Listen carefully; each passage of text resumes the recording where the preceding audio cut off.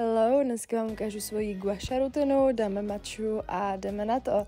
Takže začínám teda aktivací lymfatických bodů, to tady máte hodně zrychleně a pak nanáším olejček, můžete použít i sérum.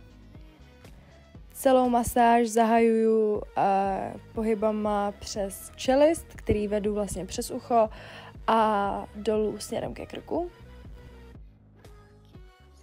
Další pohyb vedu nahoru přes tváře směrem ke spánku. Tady krouživýma pohybama už rozmasírovávám svaly kolem obočí a potom to vedu takhle hezky dolů přes obočí a přecházím rovnou i na celé čelo, který vlastně vedu směrem nahoru, případně do strany ke spánkům.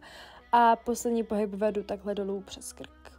No a to samé samozřejmě zopakuju i na druhé straně, od každého dělám zhruba 10 opakování a to je ode mě vše, takže bye bye.